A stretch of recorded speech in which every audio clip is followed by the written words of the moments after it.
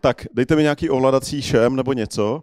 A já to tady budu posouvat. Já budu mluvit o tématu performance culture. Víte někdo, co to je? Nebo aspoň tušíte? Jo, jako super. Hele, je to vlastně způsob, jak jsou organizované firmy, které mají tu organizaci udělanou tak, aby tím výsledkem byly rychlé weby. Je to téma jako poměrně jako manažerské, na druhou stranu se dotýká úplně každého, včetně vývojářů, protože já tady budu mluvit o pár věcech, které vy určitě znáte ze své praxe. Já nejdřív řeknu, jak my jsme se k tomu dostali. My teda umíme optimalizovat weby, jo? My jsme frontendáci, umíme ty weby zoptimalizovat, párkrát se nám to samozřejmě už povedlo. A přitom jsme ale zjistili, že aby jsme vlastně jednak zjistili, že jsme to opravdu zoptimalizovali a aby jsme našli ty správné optimalizační příležitosti, tak musíme dělat nějakou datovou analytiku, potřebujeme nějaké měřící nástroje. Pak jsme zjistili, že žádný nám zas tak moc nevyhovuje, tak jsme si vytvořili vlastní nástroj a když tohle všechno nám začalo dobře fungovat, tak jsme zjistili, že i když poskytneme nejlepší výkon, co jde za nás, tak stejně tam často se stane to, že u těch klientů ta optimalizace neproběhne. Buď neproběhne vůbec, nebo proběhne pozdě, nebo proběhne špatně, nebo se to celé pokazí. Tak a proto my jsme se dostali tady k tomu tématu performance culture. U pár klientů s tím máme nějaké zkušenosti, zatím bych řekl, že je spíše sbíráme. A já jsem tady přišel se podělit o to, kde jsme a kam třeba bychom chtěli směřovat a vsadím se, že se v tom najdete úplně všichni v nějaké fázi nebo v nějakých těch obrázcích, které já tady budu ukazovat. Tak nejdřív samozřejmě nejdůležitější otázka, když se bavíme o tom, že je nějaký problém, tak kdo za to může? Že? Tak kdo může za pomalý web? Kdo může u vás za pomalý web? Já. Dobře, to byla nečekaná odpověď. Tuhle jsem nečekal. Dobře, tak i já můžu moc za až pomalý web. Kdo ještě máte nějaké tipy? Kdo u vás může za pomalý web? Pomalá zařízení uživatel, takže můžou za to uživatelé. Jdeme na to hodně z oklika, jo. Já za chvíli tady padne, že za to může jako Bill Gates nebo něco, jo. Dobrý, tak ještě někdo něco? Tam vzadu? Frontend editoři, výborně, takže content nějaký, jo, nebo jsou to frontend vývojáři? Contentáci, OK, výborně, dobrý tip. Analytici, co mají přístup k GTMku, čekal jsem, že to bude první tip. Dobře, super. Ještě někdo? Kartel operátorů. Super, samé dobré tipy. Backendiáci za to můžou, výborně, to se mi líbí. Jdete na to dobře, jo? Máme pomalý web. Kdo za to může? Kdo může za ten pomalý web? Samozřejmě, já vám to teďka řeknu, kdo za to může, jo? Můžou za to vývojáři? Jo? Všichni říkají, že za to můžou vývojáři, protože neodbavují tikety a prostě neoptimalizují to správně. Vývojáři říkají, že za to může hosting třeba, jo? Protože prostě se klient nekoupil prostě docela jako dost dobrý hosting, jo? Nebo za to může SEO, protože borec přišel a do vašeho totálně zoptimalizovaného HTML strčil 15 000 odkazů na každé stránce, jo? Aby měl dobrý SEO. Nebo za to můžou designéři, protože ty stránky prostě navrhují strašně složitý, jo? Jako by stačil obrázek, nadpis a hotovo, ne? Tlačítko, že jo? Pak můžete říct, že za to může jako GTMko, nebo někdo, kdo to GTMko u vás ovládá. To slýchávám často. Pak můžete říct, že za to můžou ti kontentáci. Jo, děkuju za to, jsem rád, že jsem to neslyšel jenom já. Ti kontentáci, co prostě do vaší jako vyoptimalizované stránky dají prostě 8 megový soubor prostě s nějakým obrázkem, jo. No a samozřejmě může za to moc i třeba jako framework, jo. Může za to, jako třeba PHP za to může, jo, nebo Next za to může, jo, jako, jo, a přepíšem to, jo, pojďme to přepsat, jo. Takže z PHP to přepíšeme do Nextu a pak zase za to můžou vývojáři, jo, a jdeme.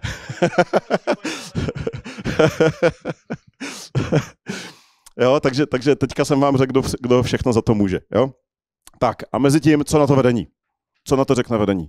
Jo, vedení řekne, vypusťte psy. a mezi tím se vedení takhle jako směje, jo, jakože takhle prostě. Jako ve skutečnosti ten problém je v tom, jak je ta firma nebo ta spolupráce organizovaná. Jo? Jako nemůžou za to ti jednotlivci chudáci, kteří tam se snaží často dělat i tu dobrou práci, ale může za to ta organizace trošku. A to je vždycky problém. Když je něco v organizaci, tak je to těžký. Takže performance culture, já to definuju jako organizace organizací, na to jsem obzvlášť pyšný, jo, na tohle spojení. Je to organizace organizací ve výsledku směřující k rychlejšímu webu. Co tady tohle je strašně důležitý obrázek, je to teda od Catchpointu, asi znáte webpage test. Kdo znáte webpage test na testování rychlosti?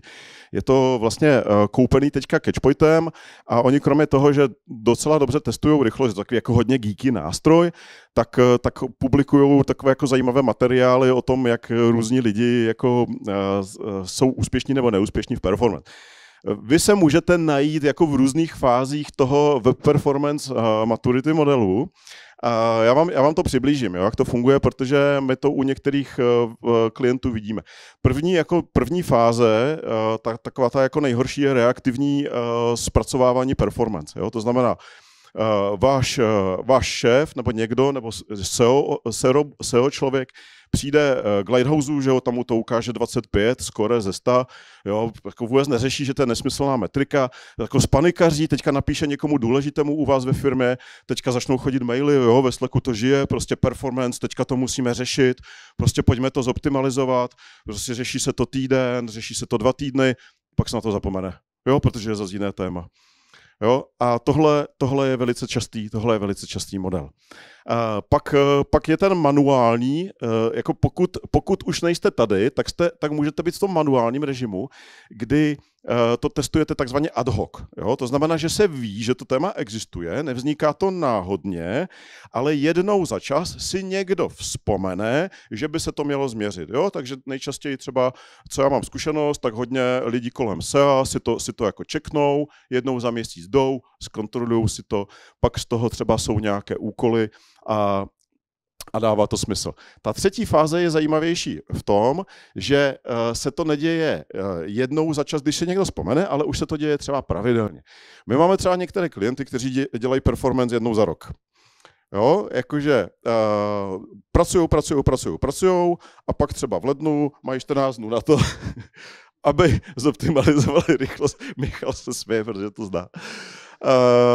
My samozřejmě, jako je to lepší než ve fázi 1 nebo ve fázi 2, jo, ale není to úplně dobrý, jo, protože vy, když si na to dedikujete třeba 14 dnů nebo měsíc v roce, tak vy zpravidla nedoženete to, co jste napáchali za ten rok, jo, zpravidla to nedáte. To znamená, že permanentně se vám ta performance zhoršuje, jo, jako mezi jednotlivými roky, takže furt to ještě není dostatečně dobrý.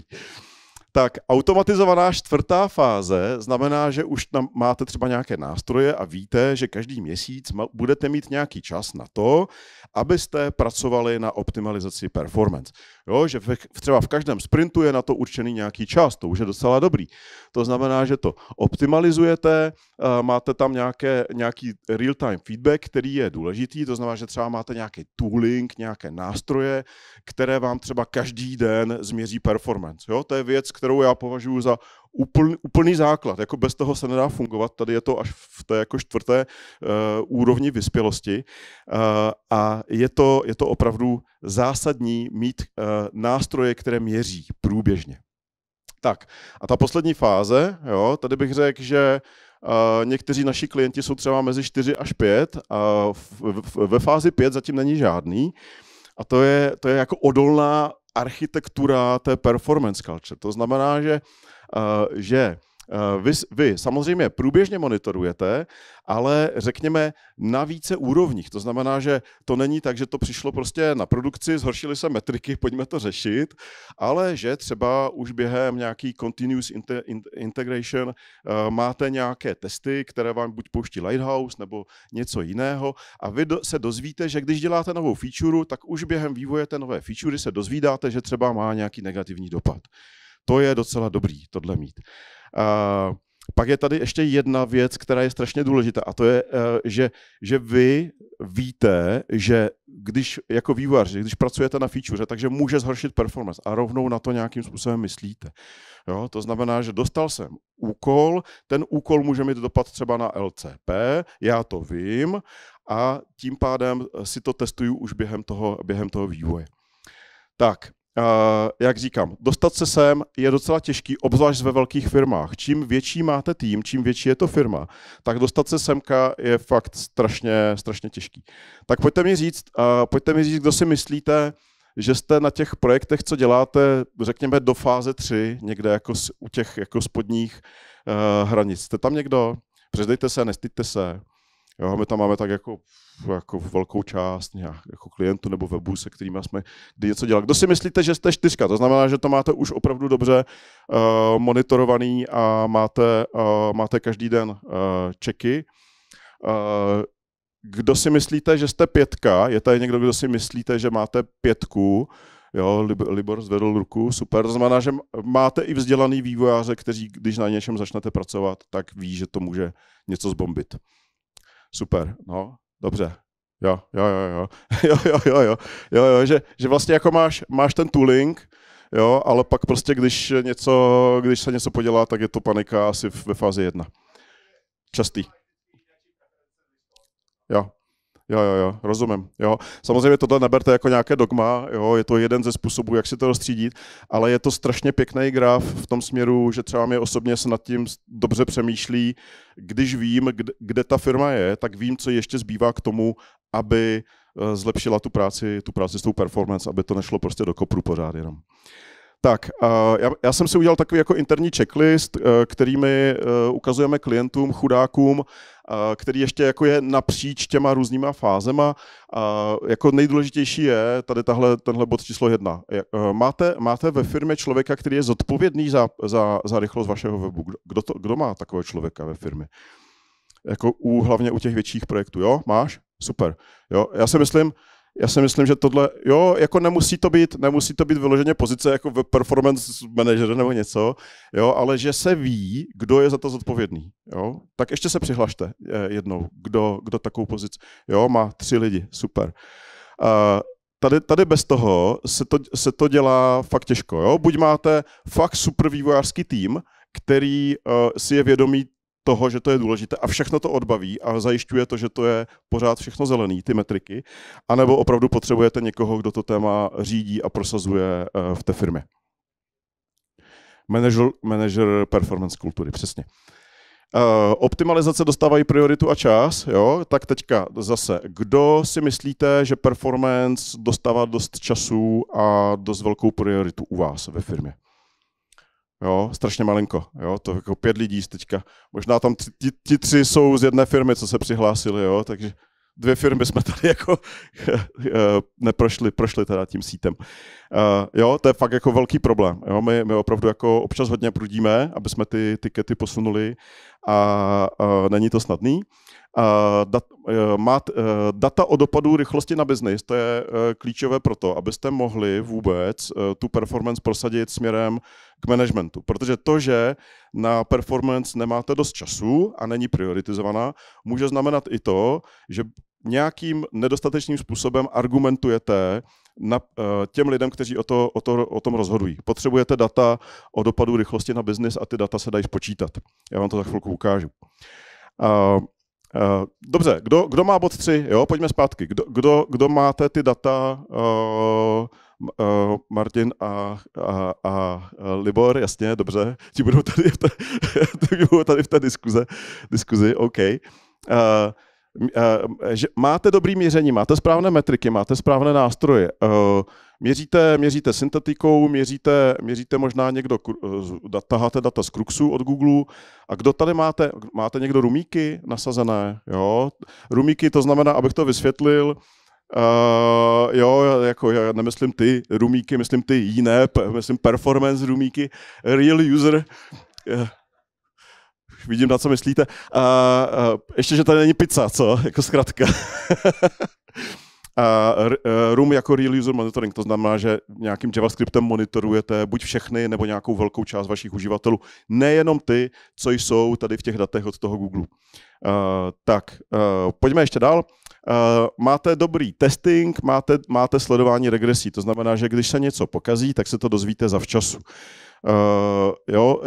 Já tady tohle zatím přeskočím, ale máte nějaký testing performance, aspoň na produkci. Kdo máte testing performance na produkci a víte, že když jeden den se něco pokazí, asi tak 10 lidí se přihlásilo. Super, paráda.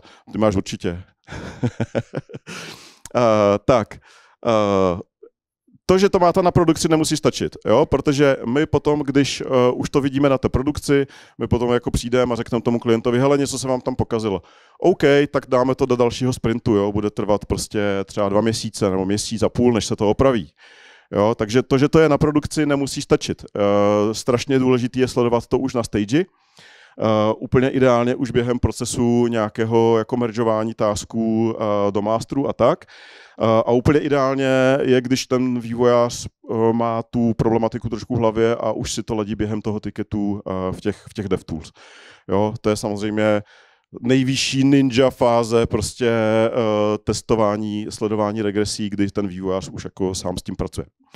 Tak a všichni členové týmu jsou vzdělaní, což my třeba děláme tím, že školíme v těch firmách ty vývojáře. Myslím, že tohle je jako super věc, protože to opravdu pomáhá. Často se nám stává, že třeba jeden člověk je zkušený a 5 dalších je málo zkušených, takže když se to trošku sjednotí, tak to pomůže. Tak a spolupráce dodavatelů, jo, to tady se dívám jedním směrem. Na některých webech prostě je to práce třeba 10 firem, jo, jeden web. Takže to, že vzděláte ten core tým, neznamená, že to bude dobrý, může vám to pokazit někdo úplně jiný. Tak a teďka ty argumenty. Jo. Já tady zopakuju vlastně nejdůležitější věc, kterou já si myslím, že je potřeba mít v kapse, když jdete za někým a chcete víc peněz nebo víc času na performance.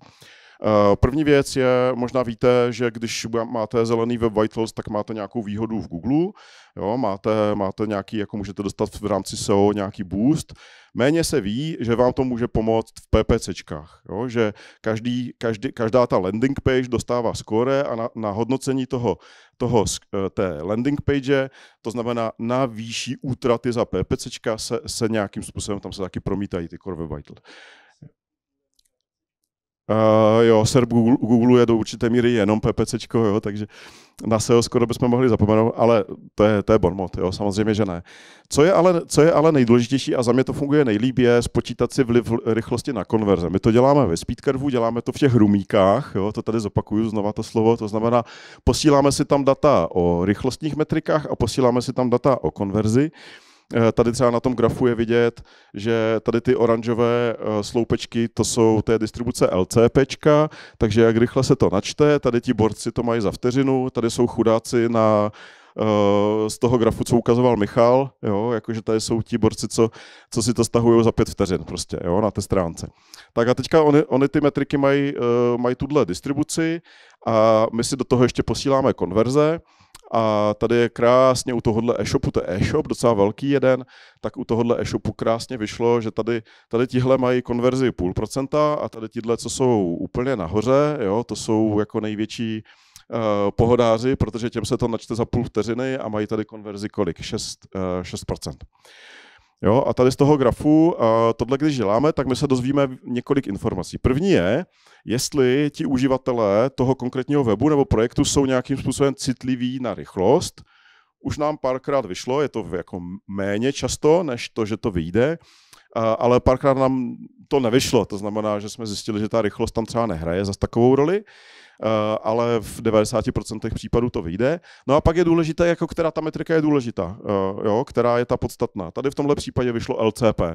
Jo, takže my si můžeme říct, hele, tak proč bychom optimalizovali CLSK, když prostě můžeme ušetřit peníze za ty optimalizace a věnovat se jenom LCPčku. Že LCPčko je důležité pro konverze. Každého vašeho klienta nebo vašeho šéfa zajímají ty konverze. No a pak je tam ještě jedna informace, která je super, která se dá taky spočítat, já ji tady jenom naznačím na grafu, a to je to, že když vy máte tady 75. percentil, to je to číslo, co vy vidíte v těch datech od Google, jo, tak tady u tohohle e-shopu je to 2,3 vteřiny, jo, je tam 75. percentil. A vy teďka můžete přemýšlet, jakou máte šanci se dostat sem, jo, vyšplhat je ten kopec. A dostat se tady na řekněme 1 vteřinu. Jo, tak já vím docela jako dobře, že dostat se až semka s nějakým velkým množstvím uživatelů, dostat se s LCPčkem na žádná celá 5 vteřin, to už je skoro proti fyzikálním zákonům. Jo, samozřejmě jako jde to jako nějaká back-forward cache optimalizace, nějaké CDNky, a pak samozřejmě speculative rules, kdo to tady ukazoval z vás, kluci, nevím, Michal, tak ty tady pomůžou, ale dostat se sem je obvykle výrazně náročnější, než třeba dostat se sem. Jo? Vy můžete zkusit co nejvíc uživatelů odsaď dostat sem, pravděpodobně si tím navýšíte konverze. Jo? A tohle za mě jsou argumenty, které velice dobře fungují na každého člověka, který schvaluje rozpočet na to, kolik vy dostanete času na optimalizace rychlosti. Tak.